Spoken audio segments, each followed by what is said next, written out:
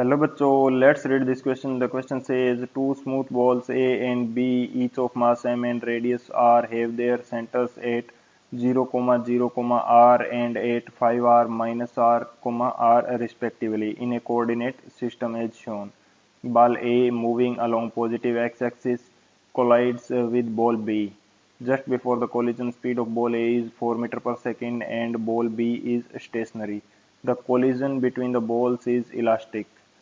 Impulse of the force exerted by A on B during the collision is equal to option A root 3 mi plus 3 mj kg meter per second, option B root 3 mi by 2 minus root 3 mj kg meter per second, option C 3 mi minus root 3 mj kg meter per second, option 4 2 root 3 mi plus 3j kgm पर second. तो इस question के अंदर हमें क्या बोला गया है कि दो बॉल्स हैं ए एंड बी जिनके मास इक्वल है एंड इक्वल रेडियस है. ये बॉल्स एक दूसरे से इलास्टिक कोलिजन करती है. ए बॉल की वेलोसिटी क्या है before collision 4 metre per second and B ball stationary है. तो आफ्टर कोलिजन जो इम्पल्स होगा ए बॉल का बी बॉल के ऊपर वो कितना होगा. बात करते हैं की कंसेप्ट की. की कंसेप्ट इस क्वेश्चन के लिए हमारे पास क्या होगा. की कंसेप्ट के अंदर हम लोग देखेंगे कि यदि दो बॉल्स जिनके मास इक्वल है एंड वो इलास्टिकली कोलिजन करती हैं, जिनमें से एक बॉल मूव कर रही है लेकिन सेकंड बॉल क्या है स्टेशनरी है, तो जो बॉल जिस लाइन के अंदर कोलिजन जिस लाइन के अंदर होगी उस लाइन के अलोंग जो भी मोमेंटम होगा वो स्टेशनरी बॉल को ट्रांसफर कर दिया जाएगा. ये हमारे पास होता है की कंसेप्ट या इलास्टिक कोलिजन की ये प्रॉपर्टी होती है. तो की कंसेप्ट यदि मैं यहाँ पे लिखना चाहूँ तो ये मेरे पास क्या हो जाएगा in elastic collision total momentum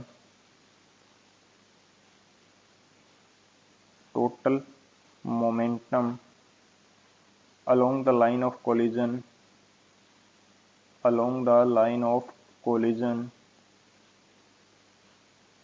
will be transferred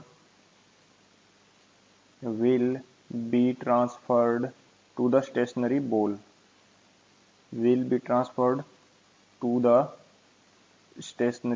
यानी कि टोटल जो मोमेंटम होगा वो स्टेशनरी बॉल को ट्रांसफर कर दिया जाएगा. यहाँ पे बॉल की जगह ऑब्जेक्ट लिख लेते हैं, तो स्टेशनरी ऑब्जेक्ट को वो ट्रांसफर कर दिया जाएगा यदि दोनों ऑब्जेक्ट के मास क्या है इक्वल है एंड एक जो ऑब्जेक्ट है वो स्टेशनरी है. तो ये हमारे पास प्रॉपर्टी आ गई इलास्टिक कोलिजन की. ये हमारा की कंसेप्ट हो जाएगा. इस की कंसेप्ट की हेल्प से इस क्वेश्चन को सोल्व करते हैं. सेकंड की कंसेप्ट यहाँ पे हम देख सकते हैं कि जो इम्पल्स है ये क्या होता है. इम्पल्स क्या हो जाएगा, ये होता है हमारे पास चेंज इन मोमेंटम जो होता है, यानी कि मोमेंटम के अंदर कितना चेंज होगा ये बोला जाता है इम्पल्स. सो हमारे पास ये दोनों की कंसेप्ट आ गए. अब इस क्वेश्चन को सॉल्व करते हैं. सॉल्यूशन की यदि बात की जाए तो हमें दो बॉल्स दिखा रखी हैं क्वेश्चन के अंदर. यहाँ मेरे पास क्या है, एक बॉल है बी.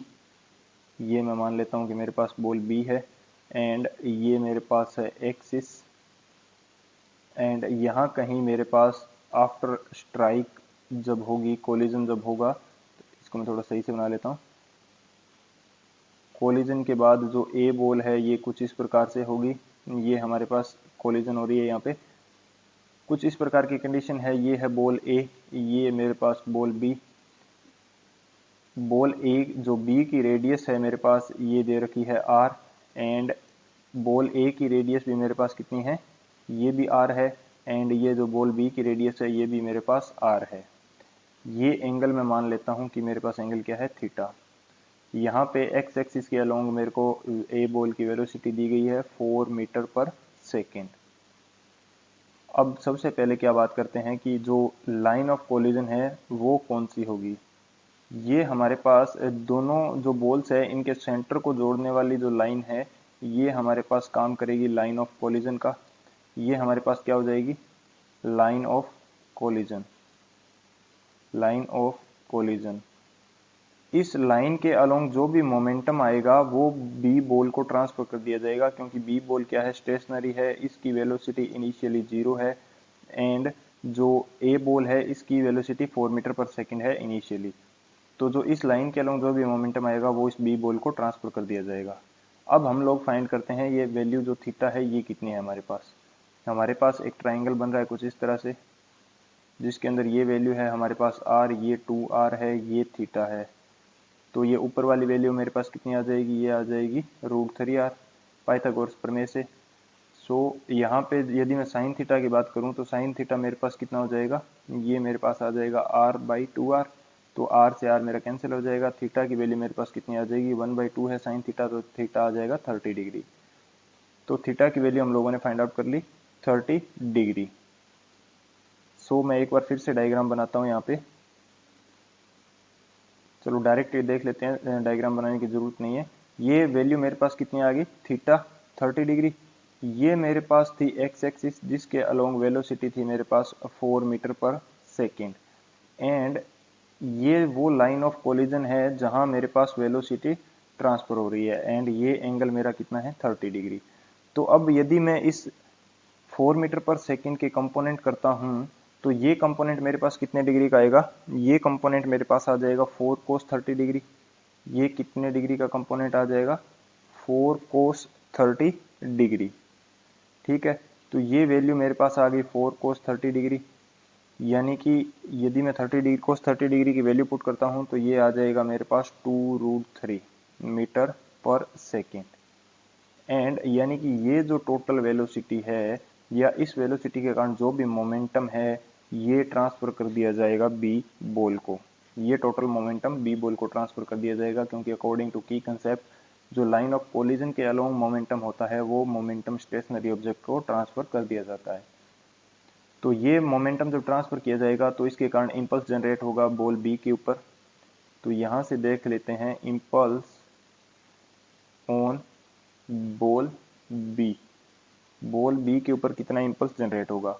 इंपल्स हमारे पास क्या होता है, change in momentum, mv final minus mv initial. ये हमारे पास मोमेंटम होगा। इनिशियली बॉल बी जो थी रेस्ट पे थी, तो इनिशियल मोमेंटम हमारे पास क्या आ जाएगा, 0 आ जाएगा। इनिशियल मोमेंटम हमारे पास क्या आ जाएगा, सॉरी हमें क्या फाइंड करना है कि जो इंपल्स होगा बी बॉल के ऊपर ए बॉल के कारण कितना ट्रांसफर होगा ये फाइंड आउट करना है।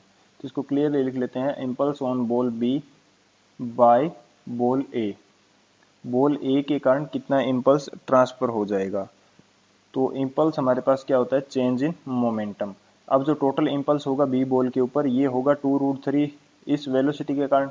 तो ये हमारे पास कितना आ जाएगा, एम मैं कॉमन ले लेता हूँ, ये वैल्यू मेरे पास आ जाएगी। इसके दो कंपोनेंट हो जाएंगे आई एंड जे के। तो ये कंपोनेंट्स मेरे पास क्या आएंगे, 2√3 cos 30 डिग्री, 2√3 ये वेलोसिटी है, ये एंगल 30 डिग्री का है, तो ये कंपोनेंट आ जाएगा cos 30, एंड ये जो कंपोनेंट है ये हमारे पास आ जाएगा sin 30 डिग्री। ये कंपोनेंट कितना आएगा, sin 30 डिग्री।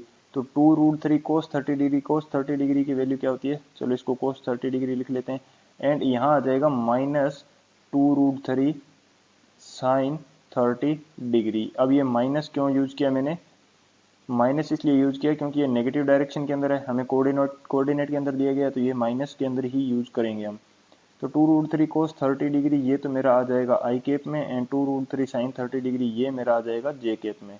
तो यहाँ पे मैं वैल्यू पुट कर देता हूँ, तो ये मेरे पास आ जाएगा 2√3 cos 30 डिग्री की वैल्यू मेरे पास कितनी होती है, ये होती है √3/2 आई केप माइनस 2√3 sin 30 डिग्री की वैल्यू होती है 1/2 ये जे केप। तो ये 2 से 2 कैंसिल हो जाएगा। टोटल जो इम्पल्स ट्रांसफर्ड है ये हमारे पास आ जाएगा 3 आई केप, एम कॉमन आ गया, 3 I cap minus √3 J cap, and इसकी यूनिट क्या हो जाएगी, केजी मीटर पर सेकेंड। तो ये हमारे पास टोटल इम्पल्स आ जाएगा। फाइनली यहाँ पे मैं लिख देता हूँ इम्पल्स। तो ये हमारा फाइनल आंसर हो जाता है। बात करते हैं ऑप्शन की, कौन सा ऑप्शन हमारे पास करेक्ट होने वाला है इस क्वेश्चन के लिए। तो ऑप्शन हमारे पास करेक्ट हो जाएगा